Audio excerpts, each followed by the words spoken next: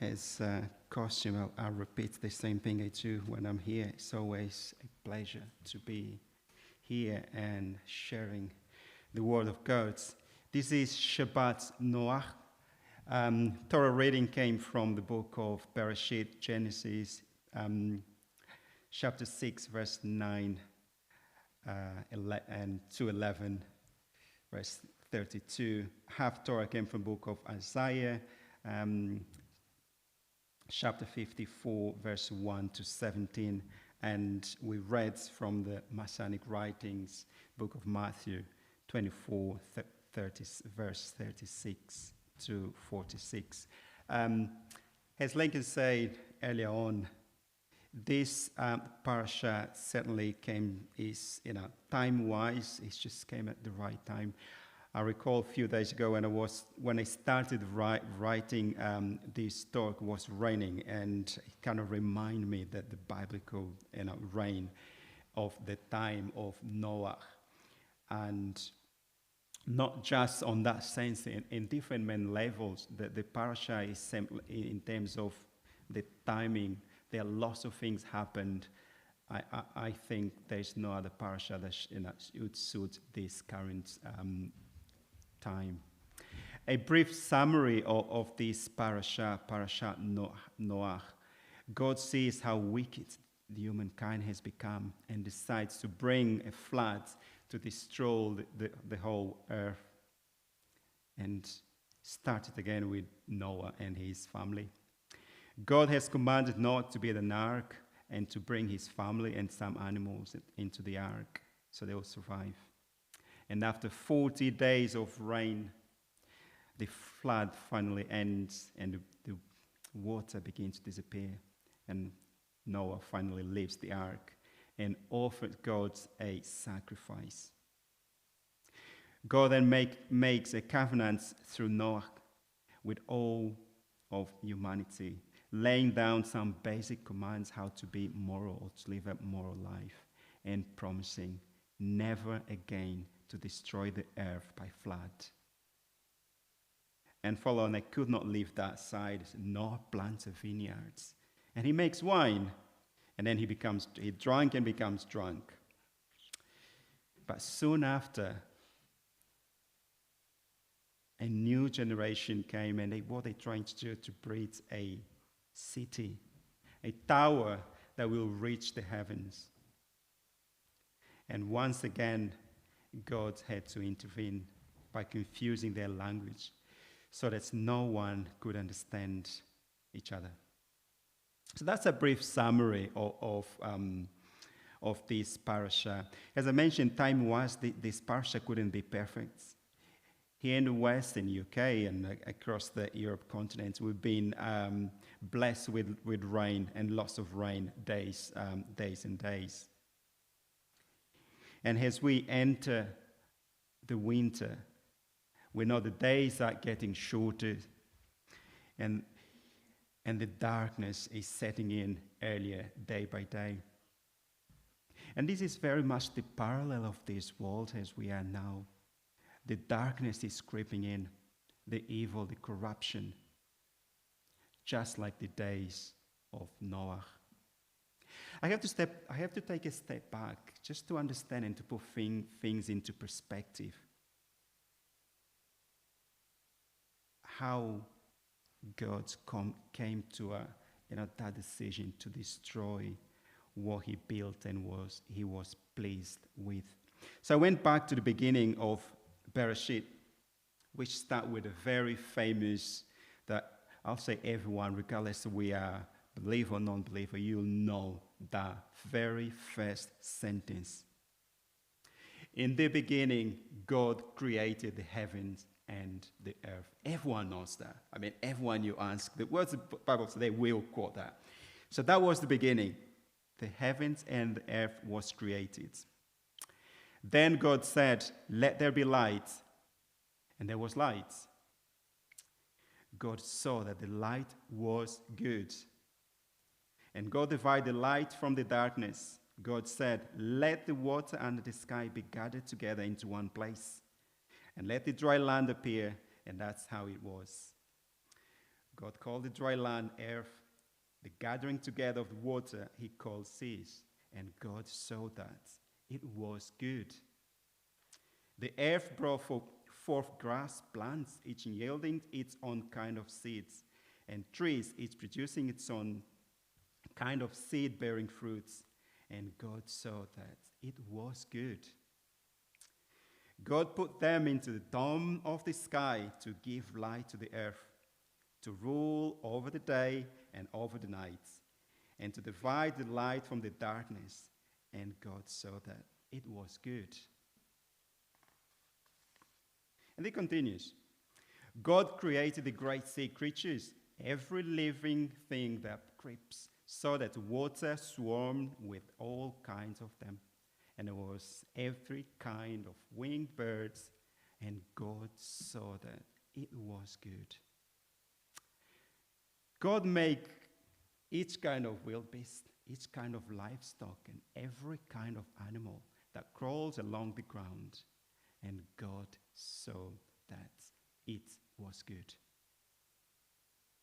Then God said, "Let us make humankind in our image, in the likeness of ourselves, and let them rule over the fish in the sea, the birds in the air, the animals, and all over the earth, and over every crawling creature that crawls on the earth." And he stopped there. Now, I like patterns. It's one of the things I do, work and so on. You see that pattern, and he stopped. We didn't hear, "And God saw that it was good." No, that didn't come. Right. I'm sure there's a talk, a commentary that maybe Lenko Rabbi can fulfill. There's lots to talk about that. Why it stopped, why we didn't see. And God saw that was good to create a humankind like his image. We'll leave that for perhaps next year. There's definitely a talk around it. But few verses down, verse 31, God saw everything that he made, and indeed it was very good.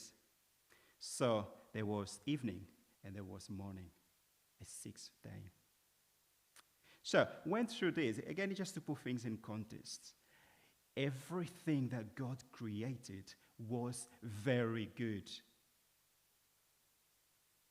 Now, if we measure God's standards, Adonai's standards, with our human standard, we can say everything that God's made was infinity perfect when we measure God's standards with our human standards.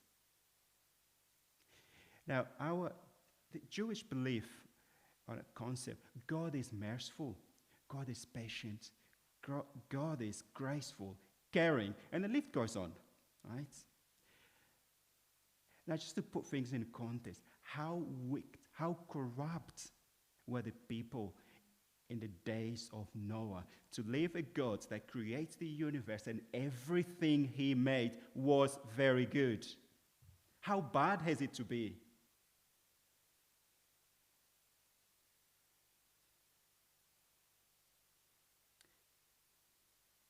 And in one way, on our own standards, not near God's standards. If you spend years and years designing, building a house, and you tell, the end result, the house is built, you moved in, you lived in a house, and you're so proud and pleased with outcome, with design, and everything is so perfect. You tell friends and family how bad the house has to be, how worse it is to be for you to decide to knock it down. It's not a decision that, even with our human standards, we'll take lightly. Now imagine the merciful God, the graceful, patient, to destroy everything that he proclaimed was very good. Now, when we move when we're moving on, we are, as human beings, we have a very short memory. And we tend not to learn with our past experience.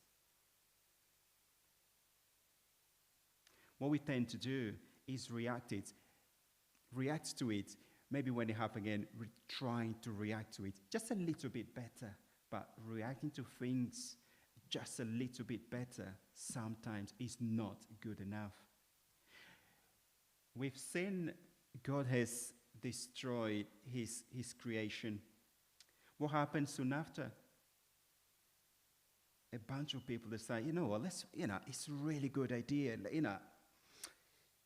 Let's do something. Let's put our name up there on pedestal. Let's create something that will be remembered for.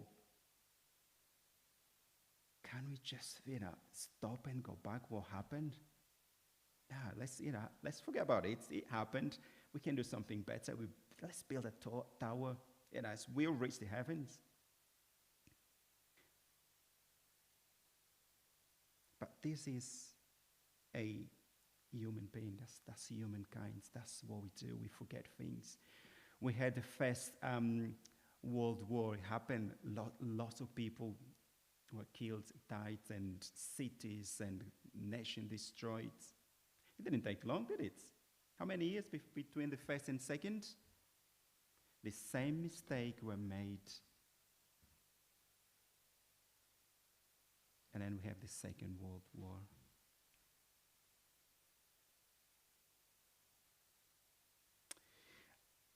And here we are again, just like the days of Noah.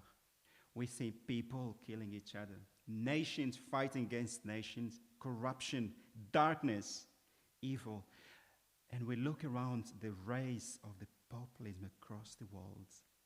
Even the simple concept, right, wrong, is so blurred because right is wrong and wrong is right. And they interchange. It sometimes makes sense, sometimes doesn't. Sometimes it's right to be wrong and sometimes it's wrong to be right and vice versa. Just change it as it suits.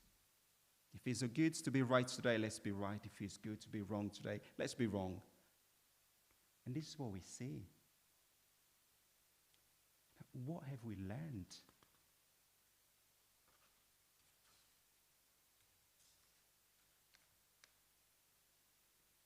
What does the future hold in these worlds where the time is money and the clock never stops ticking? The world that believes having a rest dedicates the day to Adonai can be inconvenience because time is money, the clock is ticking. But on all this, one thing we can be certain is that God has promised he will never flood the earth again. I'm just reading the verse 8, 20 to 21 and 9, 14, 15. Noach built an altar to Adonai. Then he took from every clean animal and every clean bird, and he offered burnt offering on the altar. Adonai smelled the sweet aroma, and Adonai said in his heart, I will never again curse the ground because of humankind. Since the imaginings of persons' hearts are evil from his youth, nor will I ever again destroy all living things as I have done. Whenever I bring the clouds over the earth, and the rainbow is seen in the clouds, I will remember my covenant, which is between myself and you, and every living creature of any kind. And the water will never again become a flood to destroy all living beings. Now, this is the covenant with God and every living creature on earth. When we looked into Noah itself, the man Noah, which was granted a parasha with his own name, which is rare on the Torah. Noah was the only person that lived according to God's standard on his time. And only him and his family were saved from the floods and the animals he took into the ark. But when we look into Judaism, we talk about Isaac, we talk about Jacob, we talk about Abraham. Noah didn't quite make the cuts.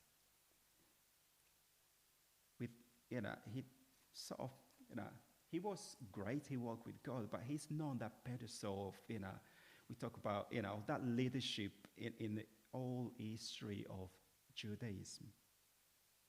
Although he was the man who walked with God.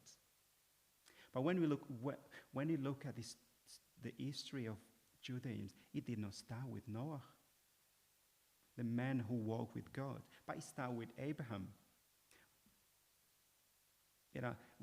We go through the Torah, Noah starts and ends. That kind of, we forget about him. Then I'll say perhaps 90 or 80%, the sounding name, we talk about Abraham, but the sounding name, Moshe, always through. Now, when you look at the life of these two people, there's very similarity between Abraham and Moshe. We read that Abraham and Sarah, they left their land, their home, their father's house. And the same thing we see with Moshe. He spent 40 years in the wilderness, guided only by a pillar of cloud by the day and a fire by the night. So, when we put things in perspective, there's one thing in common between all, they said the sounding leaders, the patriarch of Judaism. But one thing in common they have is faith. Noach had faith. He believed when God said, I will flood the earth, build an ark. He listened to God because he was faithful. And he was the only person that God found living according to God's standards. When we look at Abraham, exactly the same thing, faith. Moshe, exactly the same thing, faith. They all have this in common between these three, Moshe, Abraham, Isaac, and so on. But one thing they did different. Faith is great. Abraham, they took action.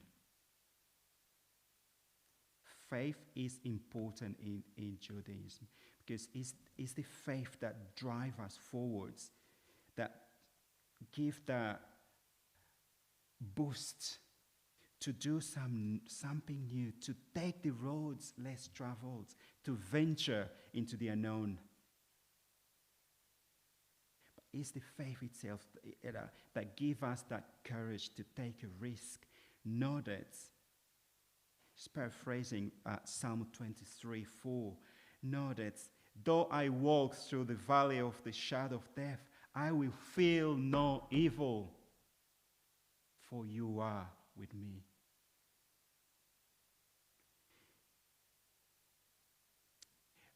And then stay on the, let's say back in sort of, the empire times. It was a challenge. It took faith, to be a Jew.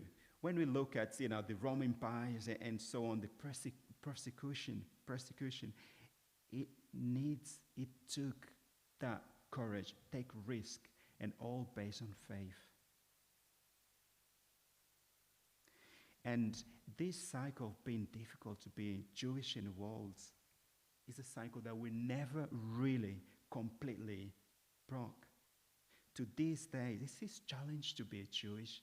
Easy in some parts of the world, but it's still a challenge, even in our own land.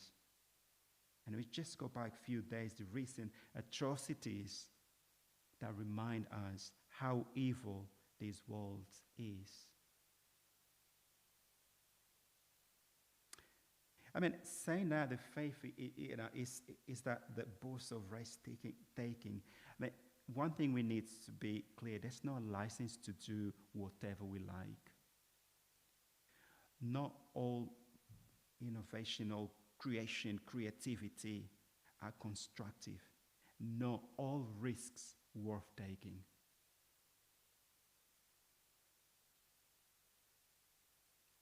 But the idea that we were made in the image of God, and we have that free will. We can innovate, we can do things different. It put us, the human being, on top of every other creation that God has made.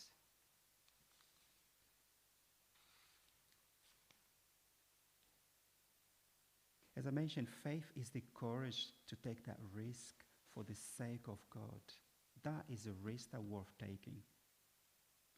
To begin a journey to a distant destination, knowing that there will be risk along the way, but knowing also that God is with us, giving us strength if we align our will with His.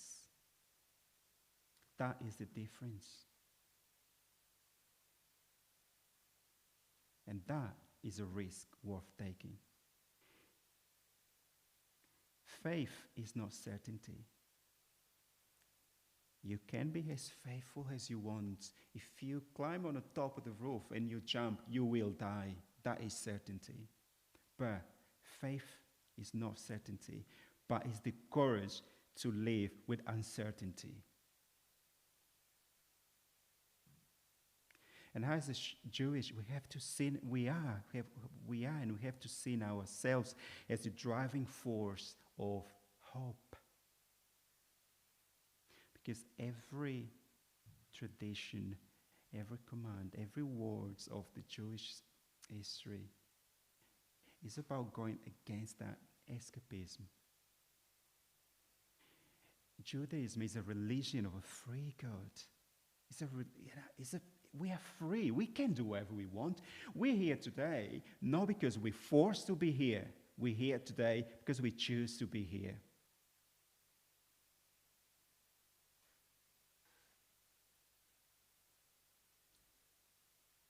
And it's mentalized that belief that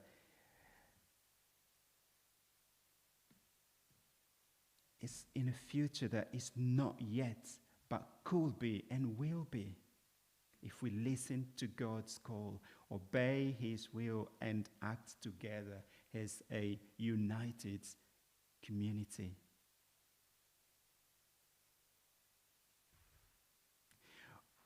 Hope has always been the forefront of Judaism. It's always been hope. It's hope of the land, it's hope of one day be able to live in peace. His hope has always been hope. We are called to be the light of the nations so that God's salvation can spread to the ends of the earth, as we can read on Isaiah 49:6. Our hope is to live as a nation safely and comfortably in our own land and worship God. Has always been since we were in Egypt and slavery, since we were in the wilderness. That is the hope, the land. But whatever our final destination is, the Torah promise that the future will be different and better than the past. It's difficult when you look at this perspective, what is currently happening. But this is what the Torah says. The future will be better than the past. And this is very much in line with the Messianic concept that things will be better in the future if we listen to God and act upon it. And it's that correlation, faith and action. We can be as faithful as we want, but if we don't act upon it, it becomes void.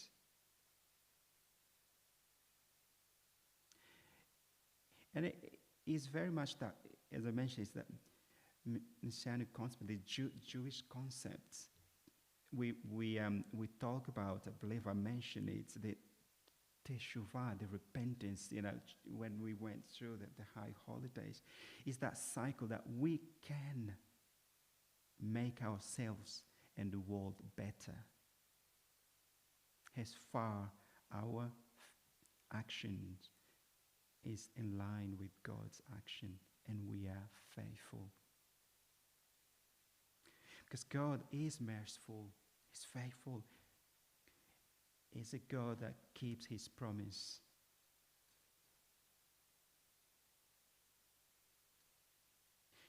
And we have come a long way. And as I mentioned, hope has always been up there, from the slavery, being scattered around the world, being persecution, the 40 years in the desert, the hope of one day be in the land, the promised land, and worship God has always been the forefront of Judaism. God has promised us, if we trust Him, He will be with us wherever we go. He will protect us. And if we are faithful, He will move mountains for us. This is the God we believe in. This is the true God that never stops. Even right now, when you look around the world, we can't see Him. That's the question that sometimes comes to mind. See what happened in the land, 1,400 people killed, and innocent people, lives being taken. And one can answer, where is He?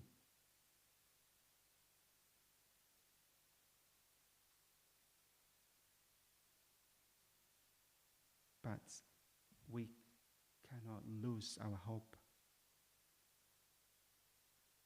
because we know